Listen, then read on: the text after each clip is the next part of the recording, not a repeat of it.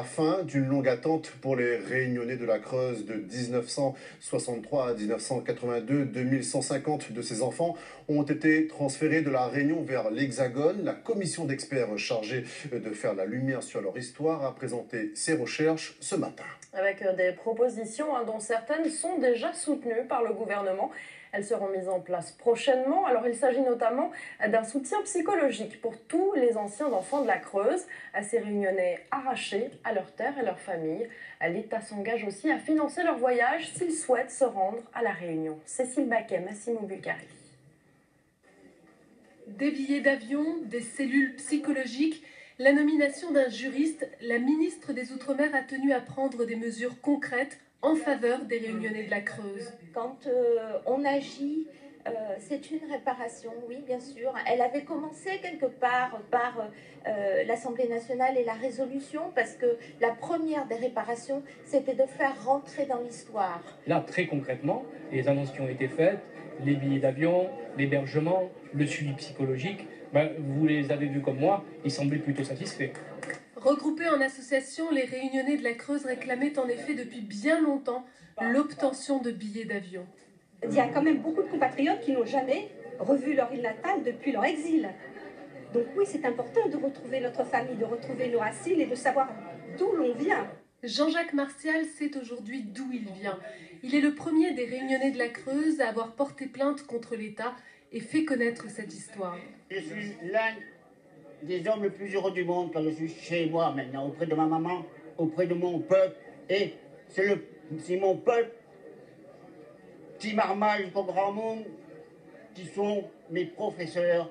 Je suis leur élève, il faut que j'apprenne toute l'histoire réunionnaise, tout mon dialecte que j'ai perdu. Plus de 2000 enfants ont ainsi été coupés de leurs racines. Cette fois, le gouvernement les a entendus. Pour Jean-Jacques Martial, c'est un très bon début, mais rien ne lui rendra son enfance volée. Et avec nous ce soir, Jean-Thierry Chéroux. Bonsoir, monsieur Chéroux. Bonsoir. Avec vos deux sœurs, vous aviez été envoyé dans le Gers à l'âge de 7 ans. Vous nous raconterez dans un instant votre expérience personnelle. Mais d'abord, une réaction sur le rendez-vous de ce matin à Paris. Est-ce que les mesures annoncées par la ministre des Outre-mer vous satisfont? C'est un début. C'est vrai que le fait de les billets d'avion, l'hébergement, c'est comment on dit, c'est un début. Le travail de la commission va se faire peu à peu. Il faut laisser travailler en toute tranquillité. Je pense que les compatriotes que j'ai vus sont satisfaits, oui, mais ils attendent un peu plus quand même, notamment au niveau de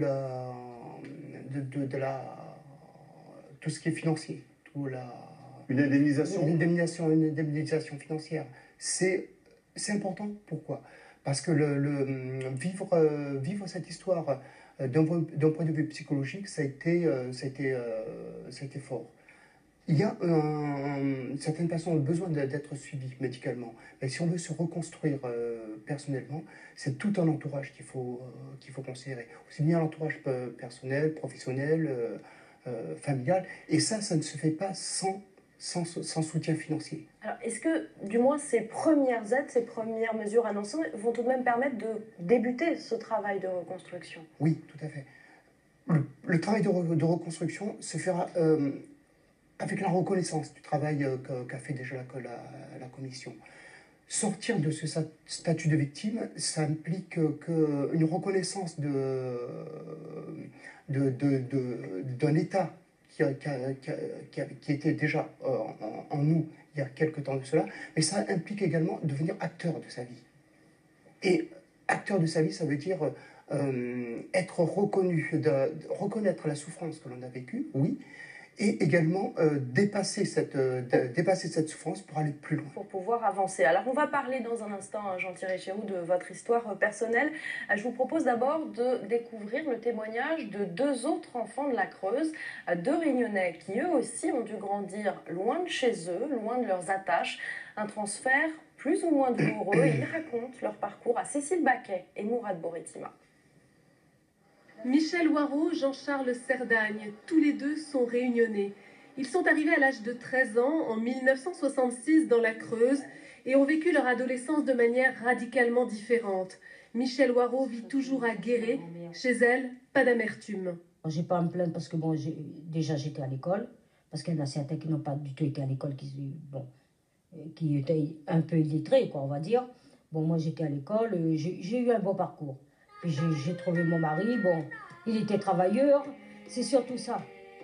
Quand Michel a quitté La Réunion, elle a atterri au foyer de l'enfance de Guéret, où elle a rencontré son futur mari, Orsul, qui, comme elle, venait de La Réunion. J'entendais que ça. À Orsul-Waraud, les gens disaient il y a un beau garçon qui va arriver de La Réunion, à Orsul-Waraud. Tout le monde l'aimait. Ben oui, comme il avait de beaux yeux, il était beau, il était. Aujourd'hui retraitée, Michel ne demande pas réparation. Elle aimerait juste obtenir un voyage à La Réunion, comme on lui avait promis quand elle était adolescente. Jean-Charles Serdagne, lui, n'a pas eu la chance d'aller à l'école. Il rêvait d'être dessinateur industriel. Au lieu de ça, cet orphelin a été séparé de son frère et s'est retrouvé dans une ferme de la Creuse, maltraité par un paysan. Il m'a tapé tous les jours, il y avait toujours un prétexte pour me foutre un coup de trick ou des coups de pied dans le ventre, des claques dans la figure, quoi. Et la DAS, je les ai vus qu'une seule fois, l'assistance sociale est venue qu'une seule fois. Et il m'a dit, tu dis que tu es bien ici, parce que tu sais comment ça va se passer. Donc ils m'ont vraiment, vraiment gâché ma vie. Donc il faut qu'ils payent, un point c'est tout, quoi. Que je puisse au moins avoir ma maison et puis de quoi vivre décemment, quoi. Selon les dernières recherches, 2150 enfants ont été transférés de La Réunion vers l'Hexagone entre 1963 et 1982. Une histoire complexe et intime dont les victimes n'ont pour l'instant jamais obtenu réparation. Alors Jean-Thierry Chéroux, vous aviez été adopté par un couple d'enseignants, un père adoptif assez violent notamment. On vous avait consacré un reportage il y a quelques mois et vous disiez que pendant longtemps vous ne vouliez pas être un Réunionnais de la Creuse. Est-ce que c'était une façon de se protéger de ce passé ? C'est une façon de me protéger. Il y a plusieurs façons de se protéger vis-à-vis d'une situation aussi exceptionnelle. C'est un traumatisme qu'on a vécu dans l'enfance. Il y a un avant, un après. Les façons de se protéger, ça peut être le déni, par exemple, vouloir ignorer l'histoire, la mettre de côté, pour pouvoir se reconstruire différemment. Mais alors, également, on peut vouloir la vivre, l'intellectualiser, chercher le pourquoi, les comment, chercher des réponses dans... Et ces réponses, justement, est-ce que vous les avez trouvées en octobre dernier, quand vous êtes reparti à La Réunion? Ça faisait 49 ans que vous n'étiez pas reparti dans votre île natale. Comment vous avez vécu, justement, ce retour aux sources? On va voir les images ensemble, Jean-Thierry Chéroux. Racontez-nous, comment vous avez vécu ce retour aux sources? La réponse que j'ai trouvée, c'est une réponse à laquelle je ne m'attendais pas du tout. C'est une réponse émotionnelle. Une sensorielle, une sensation